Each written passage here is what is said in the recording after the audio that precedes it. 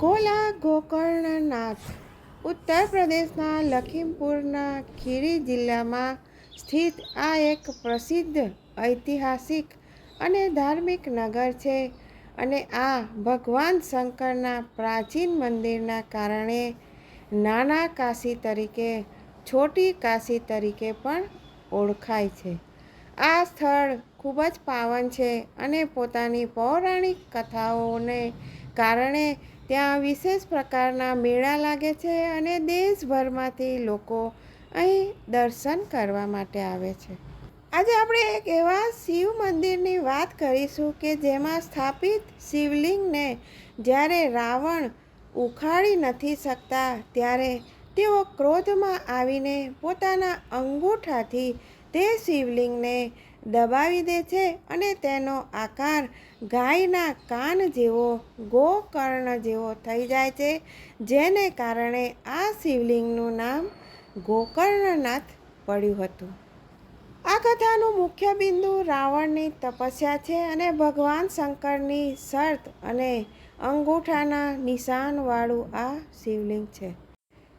પૌરાણિક કથા અનુસાર ત્રેતાયુગમાં લંકાના રાજા રાવણે ભગવાન શંકરને પ્રસન્ન કરવા માટે કઠોર તપસ્યા કરી હતી. ભગવાન શંકરે તેમને વરદાન આપ્યું.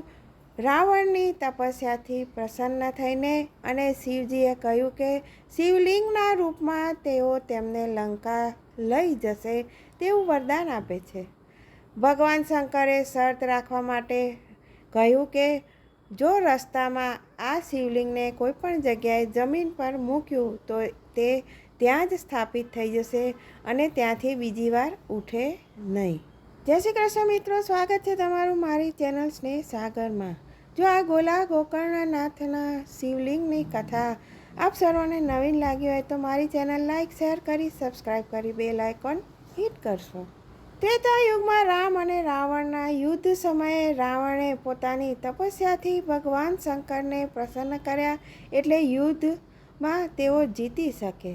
ભગવાન શંકરે શિવલિંગનો આકાર લઈને રાવણની સાથે લંકામાં જઈને શિવલિંગના રૂપમાં સ્થાપિત કરવાનો નિર્દેશ કર્યો.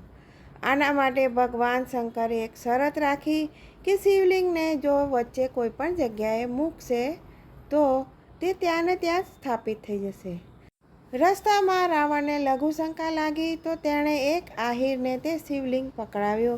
આહીરનું રૂપ ધારણ કરીને સ્વયં ભગવાન વિષ્ણુ અહીં આવ્યા હતા અને તેમણે ભગવાન શંકરને પોતાના વજન કરતાં વધારી દીધું અને આહીરે તે શિવલિંગને નીચે મૂકવું પડ્યું. રાવણ તો ભગવાન શંકરની ચાલાકી સમજી ગયા અને તેમને સમજણમાં આવી ગયું. તેઓ ખૂબ જ ક્રોધિત થાય છે અને સમજી જાય છે કે શિવજી લંકા આવવા નથી માગતા અને તેઓ નથી ઈચ્છતા કે તેઓ રાવણ અને રામ વચ્ચે યુદ્ધ થાય તો રામને પરાસ્ત કરી શકે. અને ક્રોધિત થઈને રાવણે પોતાના અંગૂઠાથી શિવલિંગને દબાવી દીધું, જેનાથી તેમાં ગાયના કાન એટલે ગોકર્ણ જેવું નિશાન બની ગયું. આહીરને મારવા માટે રાવણ તેમનો પીછો કરે છે. પોતાનો જીવ બચાવવા માટે તે આહીર ભાગે છે અને ભાગતા ભાગતા એક કૂવામાં પડીને મરી જાય છે. આ જગ્યા આજે ભૂતનાથના નામે પ્રસિદ્ધ છે. વરાહ પુરાણની એક કથા અનુસાર એમ પણ કહેવામાં આવ્યું છે કે એકવાર ભગવાન શંકરે 3 સિંગવાળા મૃગનું રૂપ ધારણ કર્યું. દેવતાગણ વિષ્ણુના નેતૃત્વમાં તેમને શોધવા માટે પૃથ્વી પર આવે છે. બ્રહ્માજી અને ઇન્દ્રદેવ મૃગરૂપી શિવના 2 શિંગડા પકડી લે છે. ત્યારે ભગવાન શંકર 3 શિંગડા છોડીને અદૃશ્ય થઈ જાય છે અને આ શિંગ લિંગના રૂપમાં બદલાઈ જાય છે.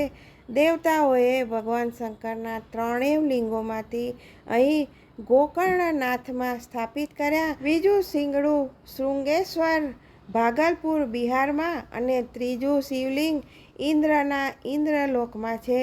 જ્યારે રાવણે ઇન્દ્ર પર વિજય હાંસલ કરી તો તે ઇન્દ્રલોકથી ત્રીજું શિંગડું એટલે કે ગોકર્ણલિંગ ઉઠાવી લાવ્યા, પરંતુ લંકાના માર્ગ ઉપર જતાં જતાં ભૂલથી તેમણે તે ગોકર્ણ ક્ષેત્રમાં ભૂમિ ઉપર રાખી દીધું અને ત્યારથી જ ભગવાન શંકર અહીં સ્થિર થઈ ગયા છે, અહીં સ્થાપિત થઈ ગયા છે.